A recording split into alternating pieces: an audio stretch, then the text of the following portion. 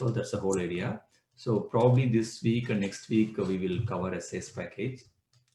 So without wasting any time, I'll go through those 7 queries. We will just quickly write those 7 queries so that you will understand the perspective how you can think about it. I think mostly you have already done it. It will be similar, but just give you more confident or improve your thinking process. We will go through it together now. Going to share the screen.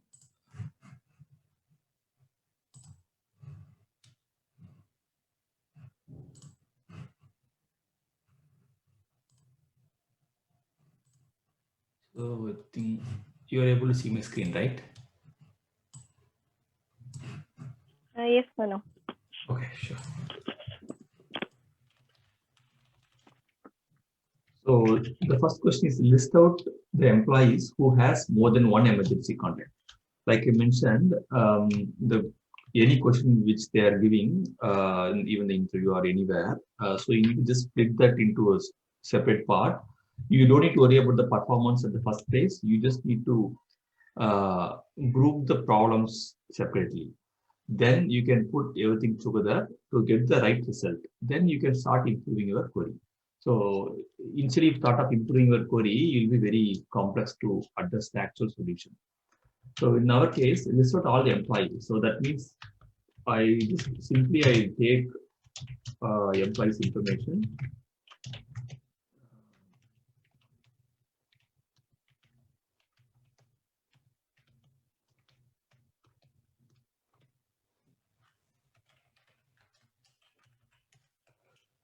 So one more thing I want to tell you is this should be the correct one. So whenever you are running any query, right, in actual real-time environment, if you are in a big company or something, whenever you're doing the query, just make sure you are using no lock just next to your table. So this is a good practice. What will happen is if you are mistakenly running this query, right, select start from ref employee. If the table has millions of records, unnecessarily it will try to pull everything out of the database. That will disturb other operations, like there may be some ETL happening or some other people are using the table, or there's a web application which is relying on the table. You are actually screwing entire environment by mistakenly running something. So it's always a good idea, it's a safe idea to use no lock. Then you can run the query. So what happened is this query is not going to impact any other table, any other application. Is actually applying a lock on top of it. It's not going to disturb the performance of any other existing query which is running on the same table. So it's always good practice in this sort of mentioning. But we have very small data set and we are in development. It's fine, but you just need to think about it. Suddenly, if interview somebody is asking, they might be expecting you are doing the best practice of using no lock. That means they will understand that you are working in proper real-time environment and you are very careful about running any queries. And also, it's good to know if you just want to see the table is available, you can always use top 5 or top 10. That will also avoid, it will take only top 5 records. Instead of just getting everything together, you can always use top only for the sampling. If you just want to check the table is fine or you want to validate some few data, you can always use top. So these are the good practices we can follow. So now we go back to our example. First name and last name, these are the 2 things we need to know. Then only you can identify the employee. And it's a good idea to also having email. Okay. So that way uniquely you can identify a person. So like I said, you can use this formatting and stuff. So it will be very clean to read and it will differentiate you from other developers. So now we got all the employees. Now we are going to have more than one emergency contact. So this is the logic. More than one is the actual logic, business logic you have to apply. But this is a simple term. You just need to get some more information from the emergency contact table. So straight away, I can join with the emergency contact table. I call it as emergency. Okay. So now the second question will be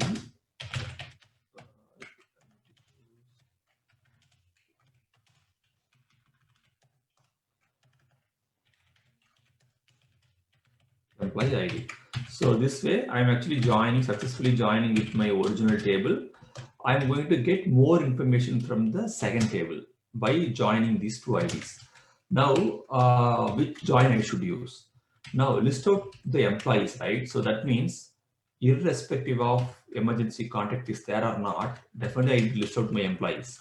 So if I'm using inner join, what will happen is if some employee doesn't have any entry in this table, that employee will be ignored. You won't see that. So even though you're checking more than one emergency contact, but sometimes they might ask you to change this business logic to even they don't have any contact, still display it. That time, because of your inner join, all other employees will be filtered out. So it's always good idea to have the primary table and left join. So emergency contact is kind of optional information I need on top of employee main information. So in this case, I suggest you to use left join so that definitely you can make sure you are getting all the employees. Now, I need to find out how many emergency contacts this employee is having. So I can actually pick up emergency employee.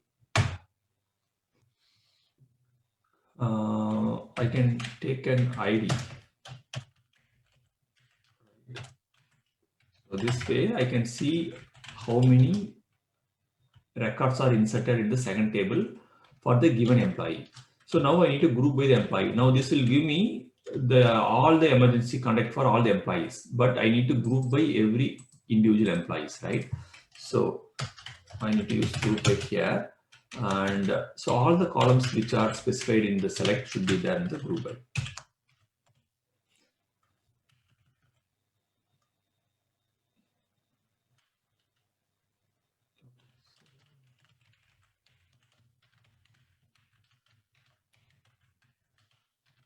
I'm using the alias name.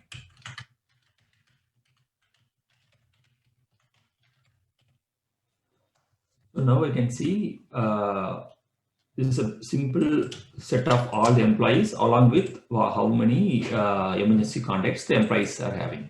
So till the time you don't need to worry about anything, you just get this. Then you are going to apply this business rule as a last step. So now they're asking just filter employees. They should have at least one emergency contact.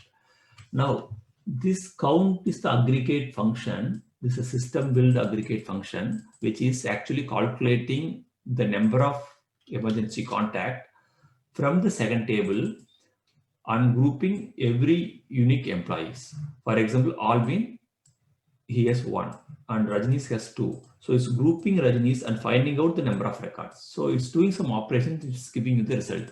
Now I can't use this in a where condition. So I can't use it in the where condition, right?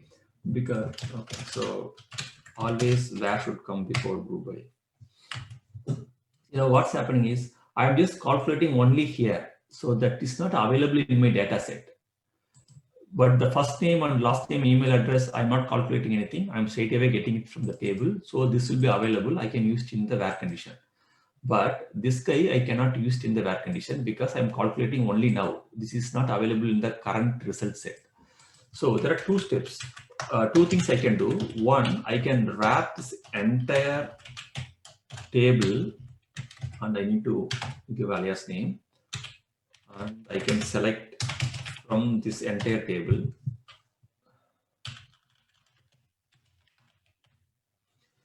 So now this is called as another table where I have this count readily available. This can be used in the where condition. Because this guy is calculated only inside the query, it's not available in my where condition to the inner query. So that's the reason I need to wrap it as a separate table. Then all these informations are readily calculated and readily available for me in the outer query. So I can use it in the where condition. This is one way of doing it. But this is not a preferred method because what's happening is I'm creating this data set. There is some resource spent on that. Then I'm applying the filter on top of the other query. So there are 2 different queries are executed here.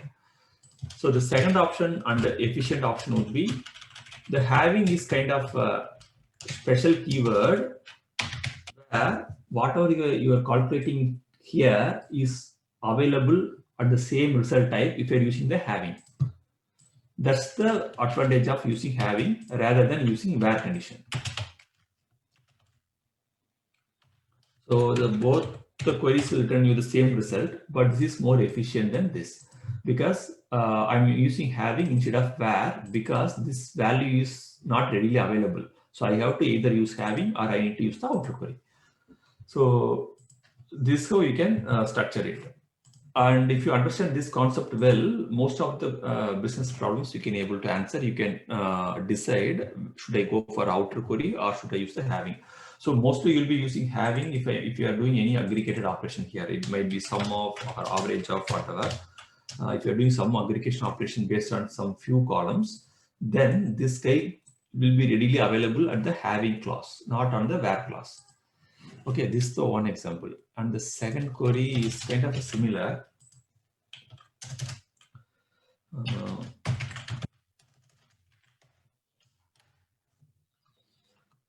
So some of the shortcuts I think you should be aware of is if you want to comment out something, you can just select and you can use Control K and C. So Control K plus C will actually comment out. And if you do Control K and U will uncomment out. So this will be readily, mostly you try to avoid using mouse or try to use keyboards as much as possible. That way you learn all the shortcut keys. That will actually give you more confidence compared to other developers. Like you will be very quick and when people are looking at you working, that will give you more confidence on you. So Control plus U should be for uncommenting any stuff. And also the result set, see it was disappearing, right? You can use Control and R, that will bring up the results here. And again, if you press Control R, the result will be gone. So that is another one. Control. You might be already aware of this, but just I'm giving you quick tips. So okay, that's one thing. And if you want to create a new query window, just Alt N should get you the new query window, and that is connected to whatever database you are currently connected. And if you want to change it, you can go and change it here, or you can use keyword to change your database. Now this is pointing to master where I don't have permission, so it's throwing me error. But in the real-time scenario, you might be dealing with multiple databases, and this session you need to make sure which dataset you are connecting. That information should be there in the below, like bottom, like it will tell you which database you are connecting, which server you are connecting, and which database you are connecting. And whenever you are changing something with the use keyword, this will change. Okay, so you can, like I said, you can use Alt N to go to a new tab and Control F4 to close it. So Alt N for the new tab and Control F4 for closing the current tab. So this will come in practice, and there are a couple of options you can play with these tools. Probably I will actually give you an assignment to explore these options, Management Studio. What are the important features you can explore? That way you will go through some articles you can explore and you can start using it. One example I can give you is like we have a tools, right? Tools or Windows, I think it's tools. Options. Okay, we have so many options you can configure it, like how you want to have your result set. See, query results is this one. Whatever you're running, the query is coming, right? This is query results, where by default, the query results is results to grid. That's why you're seeing the grid kind of thing, right? You can actually change it to text. As soon as you change to text, this will not be reflected now. If you run it, still it will be a grid. You need to go to a new window. And if you start running some query, now you can see instead of grid, it's coming as a plain text because I changed my format of my query result. That is in tools and options and query results. or I can even do it to a file. So what will happen is if I specify some path, whenever I'm running some query, that is going to be saved in a specific folder. So I can straight away open it. So these are the options. Similarly, you can try to find out multiple options, which should be useful when you're doing any development. So that like give it as an assignment, probably you can explore and you can probably take some 10 to 15 minutes of sessions. You can share your knowledge with others as well. Okay. So now let's move on to the second one. List out the employee who doesn't have a document included.